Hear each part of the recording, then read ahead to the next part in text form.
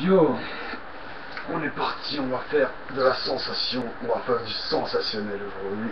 On va parler de l'effet papillon.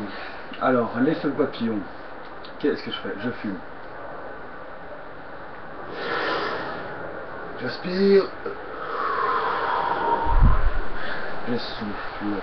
Qu'est-ce que ça provoque? Ça provoque là maintenant, dans l'air. Ça provoque des torrents et des torrents et des montées, des descentes. C'est l'enfer dans l'espace-temps de la fumée et des molécules d'air, de vent, d'hydrogène, d'oxygène, de carbone et tout ça, de gaz rare.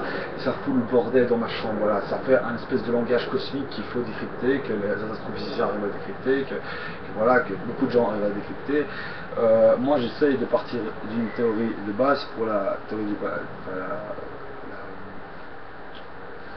l'effet papillon, c'est que finalement je peux créer à une certaine distance un événement que j'ai envie de créer. C'est-à-dire que si j'ai envie de créer une vibration assez forte, j'ai qu'à sauter et taper contre le sol. Je vais vous dire que tout le monde entendra, parce que je veux dire, cette maison va trembler et vous allez voir l'écran faire comme ça, vous allez rien comprendre. Bon. J'aimerais faire une petite parenthèse sur l'effet papillon. Je pense que l'effet papillon a beaucoup d'influence sur le monde de l'art.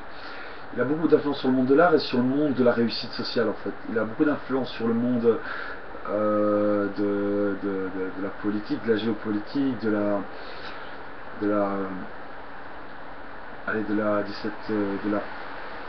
prophétisation aussi, je veux dire, ça va carrément dans le domaine religieux. Vous imaginez une théorie qui est une théorie valable parce qu'elle est acceptée, comme la théorie de la gravité ou voilà, ou la relativité qui controverse tout en fait, vous voyez. Ce genre de théorie, l'effet papillon ou l'effet boomerang ou ce que vous voulez, la force centrifuge, n'importe quoi, je veux dire, ce sont des capacités qu'on a appris à manipuler parce que on sait manipuler l'eau, on sait manipuler l'électricité. Pourquoi?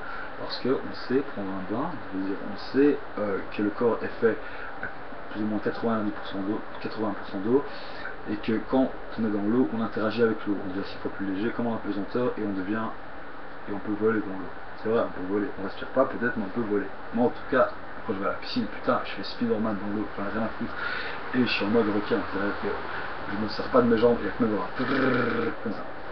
Bon, maintenant, ce qui va être marrant, c'est de pouvoir vous prouver en direct les expériences les tests que je vais me tester. C'est-à-dire, je vais tester l'improvisation, l'adaptation, le caméléon en fait, le pouvoir caméléon. C'est-à-dire que le pouvoir caméléon, c'est un pouvoir d'adaptation ultime qui permet de dévisager les autres tout en gardant son esprit fermé à toute émotion négative. C'est-à-dire que, en fait, tu infiltres la couleur parce que tu la ressens, tu reviens à la couleur et donc tu t'infiltres chez les autres.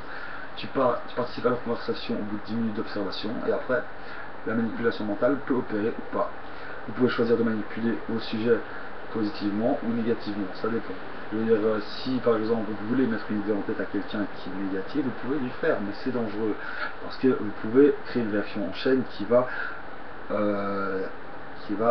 faire ramasser une baffe ou une droite ou n'importe quoi, ou un coup de pied. Donc arrêtez d'utiliser l'effet papillon. Soyez un peu logique, suivez votre propre logique et un petit conseil, suivez votre propre instinct dans la vie, parce que c'est une fausse crise par exemple, c'est comme la crise économique, c'est une fausse crise.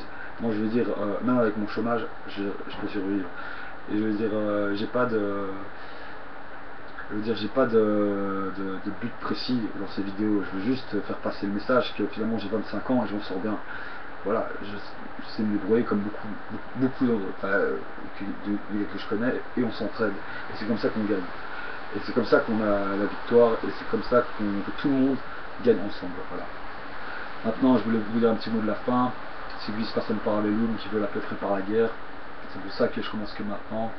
Bon, moi c'est pas du rap, c'est pas du slam, c'est pas du truc, c'est de l'impro.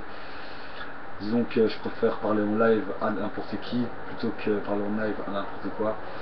Ou alors si on parle en live à n'importe qui qu'on devient en live n'importe quoi, je ne sais rien. Mais en tout cas, dans l'instant présent, je me sens opposé, ridiculement con et absolument complètement intelligiblement vivace. Pourquoi, je n'en sais rien. La suite au prochain épisode.